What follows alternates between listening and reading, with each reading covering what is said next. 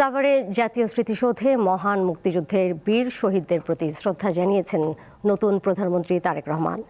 এরপর শেরেবাংলা নগরে বাবা মার সমাধিতেও শ্রদ্ধা জানান প্রধানমন্ত্রী। সেখানে দোয়া ও মোনাজাত করেন তিনি।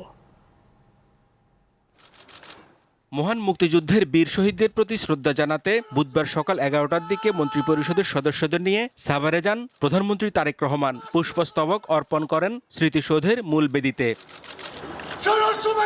শ্রদ্ধা নিবেদন শেষে কিছুক্ষণ নীরবে দাঁড়িয়ে থাকেন তিনি। এ সময় সশস্ত্র বাহিনীর একটি চৌকস দল তাকে রাষ্ট্রীয় সালাম জানান। প্রধানমন্ত্রী হিসেবে শ্রদ্ধা জানানো শেষে তিনি মন্ত্রিপরিষদের সদস্যদের নিয়ে পুষ্পস্তবক অর্পণ করেন।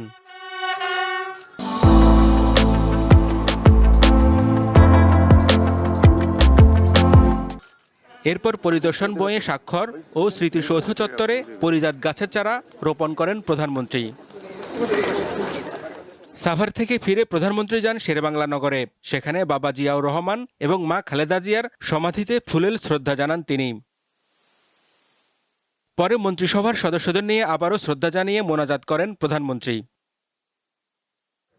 এরপর প্রধানমন্ত্রী যান সচিবালয়ে। তাকে বিদায় দিয়ে নতুন মন্ত্রীরা জানান তাদের আগামীর স্বপ্নের কথা।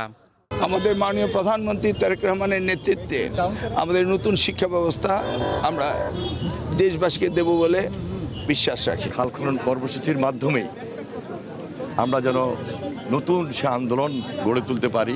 আমার উপর অর্পিত যে দায়িত্ব, যে আমানত বা আমাদের উপর সবকিছু যেন সুন্দরভাবে করতে পারি, আমানতটা রক্ষা করতে পারি।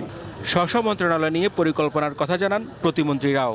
হাজারো যোদ্ধারা যারা এখনো পঙ্গু হয়ে আছে, তাদের যে আকাঙ্ক্ষা, সারা দেশের মানুষের যে লড়াই, এই আকাঙ্ক্ষা পূরণ করাটাই কিন্তু এই সরকারের, এই সংসদের প্রধান দায়। বাংলাদেশের মতো একটা জনবহুল রাষ্ট্রের ইকোনমিটা দাঁড়িয়ে আছে একটা বড় সাপোর্টের জায়গা আমাদের এই প্রবাসীদের রেমিটেন্স।